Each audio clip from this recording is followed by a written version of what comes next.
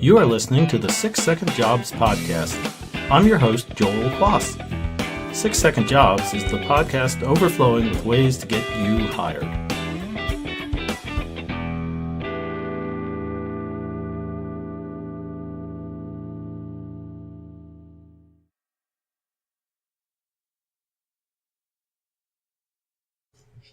Welcome to 6 Second Jobs podcast. I'm your host, Joel Quass. In this episode, we're going to talk statistics. And before you go, oh my, a mathematical podcast, I really want to talk about statistics as they relate to the hiring process, and in particular, what recruiters and hiring managers are thinking. Because really, in the end, it's about you figuring out what they're thinking, and not them trying to figure out what you're good at. And a lot of people I've worked with start out that way, thinking it's about them, and as you'll hear episode after episode, it's really not about you, in the sense that you have to figure out what the hiring manager and recruiter is looking for, and ultimately what the company needs and what problem they have, so that you can show how you'll solve it for them. Statistics show that the average job seeker spends about 1 minute deciding whether to apply for a position. Can you imagine that? I mean, you're going to be at that position for potentially 4 to 30 years. And in 1 minute, you've decided whether you're going to apply or not. Now, if you're going to a restaurant and somebody hands you a menu, you'll probably spend 5 to 7 minutes talking about your entree and your appetizer and whether you're going to have a drink with it, and what about dessert, and what are you going to have, and there's a lot of back and forth about the decision-making process, and that's for a meal that'll be eaten and forgotten.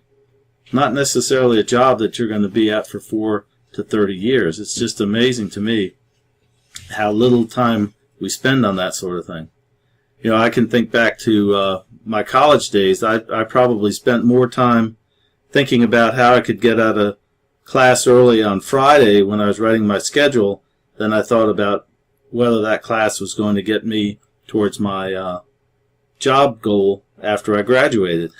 You know, I just didn't have the priorities there straightened out, at least initially, the first time I was in college. But also, you know, when you think about it, recruiters have a lot of good information, and one of the ways I was able to get a lot of that information and have access to that information is by doing national career fairs. I've done a lot of events in New York, New Jersey, Maryland, and I have a table where I'll do resume critiques, and before the event starts, we'll be locked in the room, and so I'll have an opportunity to speak with a lot of the hiring managers who are at these events, and I learn an awful lot about what they're looking for and what they're not looking for, and it's really helpful for me in my business as a resume writer and a career coach to understand those intentions and what they're looking for, so that in the end they can be given that by you. And that's my goal again in these podcasts, is to make sure that you are focused on really two things. In the end, it's all about getting the interview, and second, it's all about getting the job offers. You know, everything else is kind of in one way or another related to that. And if you're not focused on specifically getting the interview, then you're not really focused on how you're going to end up in a new hire orientation. Now, one of the things that I've found in talking with recruiters and hiring managers is that if you have, say, 15 to 30 years worth of experience, they really only want to see the last 10 to 15 years on the resume, and then make some sort of a brief reference to the prior experience, but not an expanded history of what you did at a Burger King when you first got out of college. 72% of the recruiters say that that would really be ideal for them, and they wouldn't need more information than that. Another nice tidbit is that 75% of hiring managers say that a well-written cover letter can improve the odds of a less qualified applicant obtaining an interview. And I've spoken a lot about cover letters. One of the areas that you'll see on my website is really some instruction on cover letters. I feel like they're one of the unsung heroes in the job search process, because when it's done right, you really can get the hiring manager to see you in their light and see them they can see you fitting into their whole structure, into their corporation, and into their team. In the end, they're hiring somebody that they're potentially going to work with, or at the very least, they're going to hear from the department manager about your performance, and they want to pick the right person. They want to pick somebody, and if they can figure that out from a well-written cover letter, that really improves your odds. And also, actually, even more so, 91% of hiring managers agree that applicants who do research on the company or the position they're applying for receive greater consideration than those who send a generic cover letter. My understanding in talking with people in the hiring community, the generic cover letters most likely don't even get written or read. They just get tossed or passed over. And if your resume is attached to that generic cover letter, well, you know what happens to the resume. So I would encourage you to spend some time researching that. There's a lot of formative information on my website too in terms of cover letters. You can find that. But specifically spending the amount of time necessary to learn a little bit about the company. In all the years I've hired, I'd sit in interviews, and it was amazing the number of people who would, even if they didn't say it out loud, what they were thinking was, now I wonder what this company does. And they were surprised that we had more than one location. This is a Fortune 500 company with locations worldwide.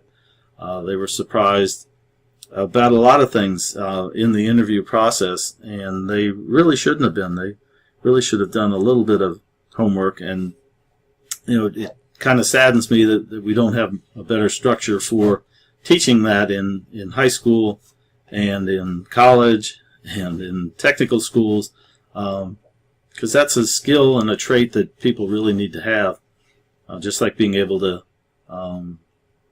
change a tire or balance a checkbook, although people don't seem to do that as much anymore either as they used to with online banking and instant up-to-the-moment text alerts every time your account activity takes place. So, but even so, I think it's important that we're all thinking about either getting the interview or getting the job offer.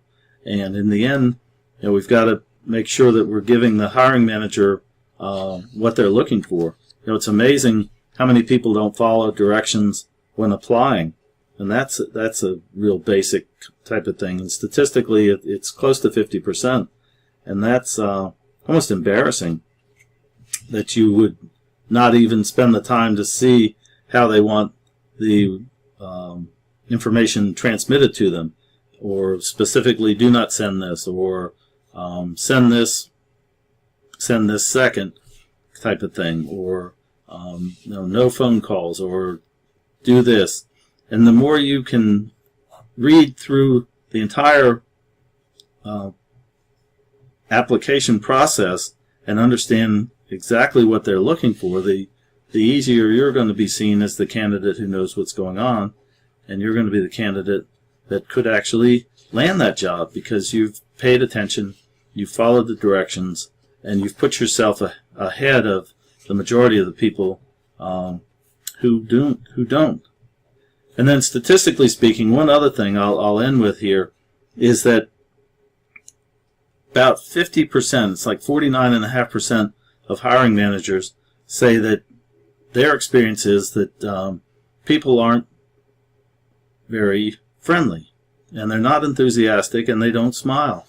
And so just by smiling and by being enthusiastic, you can put yourself ahead of half of the applicants for that position. So once again, there's statistics. It sounds a little daunting, and it sounds math related, and but if you pay attention to what these things are saying, there's lots of opportunities for you to put yourself ahead of a lot of other people who may have the same qualifications, but they don't have the ability to follow directions. So I would say, use these statistics, take an opportunity to kind of review what you're doing in relation to some of these items, and make sure that your focus is on getting the interview so that you can get the job offer. And thank you so much for listening to me. Again, I'm your host, Joel Quass, and this has been 6 Second Jobs Podcast. Thank you for listening to the 6 Second Jobs Podcast. This has been your host, Joel Quass. Remember, use what we've discussed and take action. This puts you one step closer to your new hire orientation.